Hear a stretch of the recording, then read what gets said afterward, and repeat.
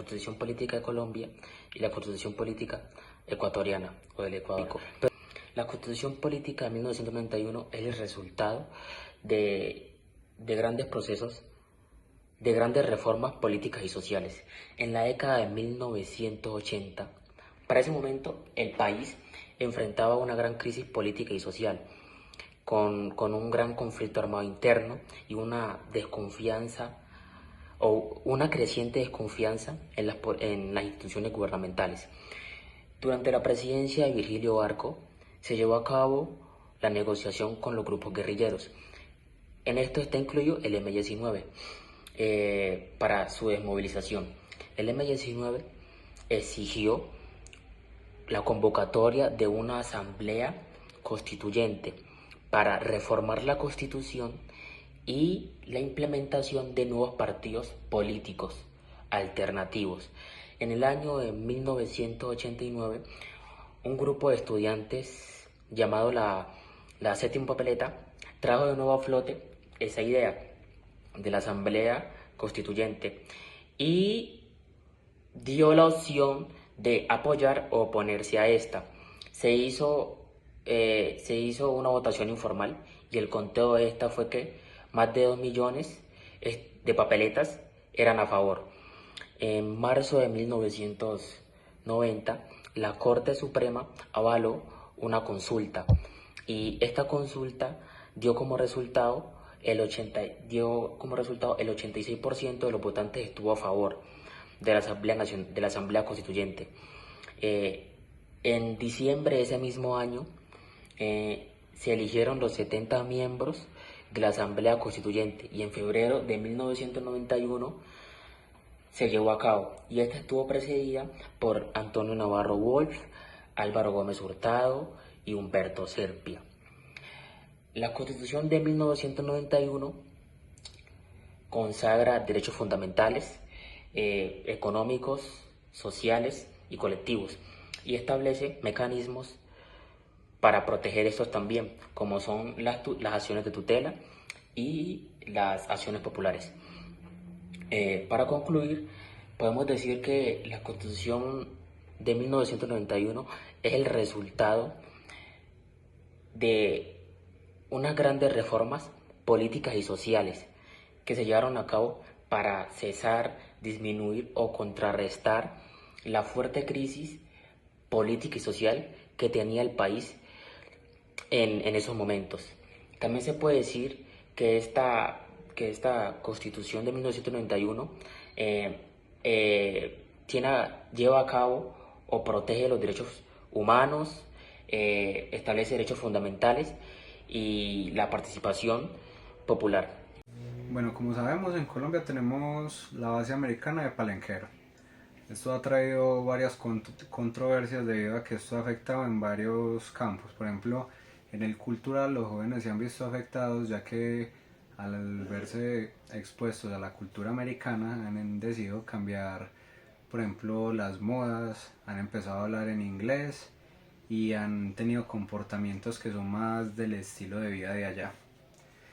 En temas de soberanía nacional ha habido un impacto negativo porque a pesar de que esto se ve como una alianza militar, realmente está demostrando más es el poder que tiene Estados Unidos sobre la soberanía de los países latinoamericanos.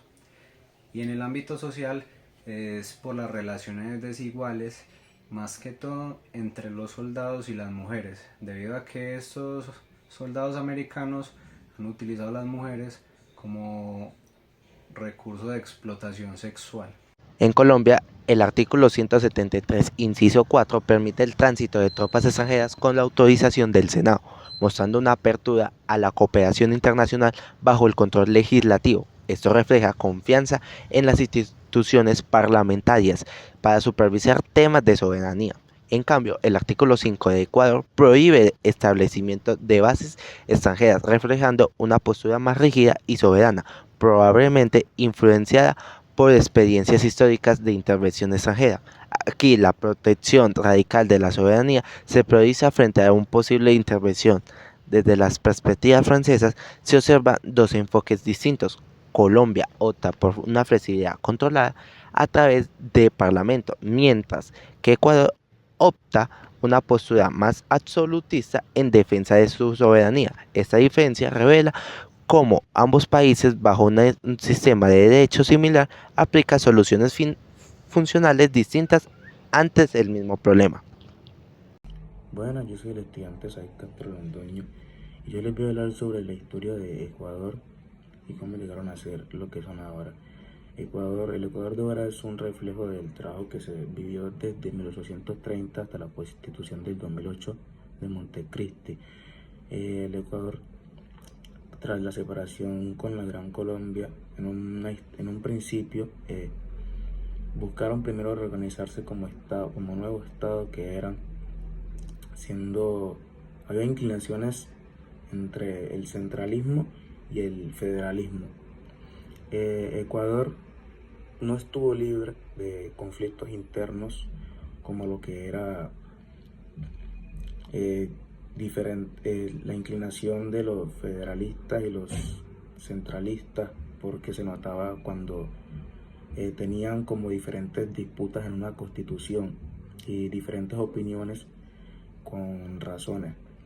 Ecuador en 1895 se separó de la iglesia y buscó la modernización.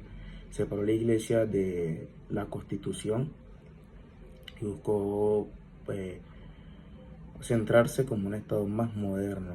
Durante el siglo XX Ecuador tuvo una gran disputa porque se concentraron muchas áreas diferentes, la militar y lo político, y lo que hizo que hubieran muchos cambios de constitución. Finalmente, en el 2008, cuando el presidente Rafael Correa propuso un cambio de constitución que fue aprobado por un referéndum en el que la constitución tenía una amplitud de derechos humanos en el que abarcaba todo lo que es la dignidad humana, la salud, la educación, la economía y también el buen vivir, que es algo muy conocido que establece que se busca más que todo el bienestar humano, el bienestar social y la ética por encima de la economía estatutal, por encima de los intereses monetarios. Buenas noches, voy a empezar con la entrevista con el señor José Paternina Díaz. Señor José Paternina Díaz, ¿usted está de acuerdo con esta entrevista que le va a hacer ahora? Sí. Okay. Señor José, le tengo una pregunta. En Ecuador, el artículo 5 habla sobre la entrada de tropas extranjeras. En cambio, en el artículo 173, inciso 4, habla aquí en Colombia sobre el ingreso de tropas extranjeras. ¿Usted qué opina respecto al tema? ¿Qué conocimiento tiene? Bueno, tengo un conocimiento general, se puede decir, porque Ecuador, básicamente ese artículo lo modificó el presidente, estando como presidente Rafael Correa, porque Ecuador tenía 10 bases, para ser más exacto, tenía unas bases norteamericanas, que supuestamente era para controlar la salida de droga y de para controlar la delincuencia transnacional. Entonces ellos tenían tropas. Eso fue hasta el año que llega a Correa. Entonces hay que tener en contexto eso, porque Colombia no tenía antes de esa autorización. En Colombia no se permitía, se podía venir, podían traer agregados, pero más no tropas como tal, bases como tal. Entonces, Ecuador impide el ingreso de tropas extranjeras, porque esa es la violación a la soberanía. O sea, cuando dejo que otro país llegue a mí a controlarme supuestamente, es como si yo en mi casa dejo que el vecino me controle. O sea, yo debo fortalecer mis leyes, mis normas, debo fortalecer la Constitución si es necesario, pero no dejar que otro país venga y sea el que controle, esté inmiscuido en mis asuntos internos. Que me preste una ayuda, sí lo puedo permitir, porque de pronto una ayuda es diferente a que estén dentro del territorio. Entonces Ecuador eso es algo que se debe analizar, porque Ecuador sí permitía el ingreso solo cuando Rafael Correa llega a la presidencia y sacan las tropas estadounidenses del territorio, de su territorio, y ellos toman control de esos territorios. Entonces, yo soy de los que estoy de acuerdo con lo que hizo Rafael Correa. No estoy de acuerdo con lo que se hizo en el gobierno de Uribe, que las tropas que salen de allá prácticamente las recibe Colombia, porque en el artículo 100, la Constitución de Colombia se modificó para poder permitir que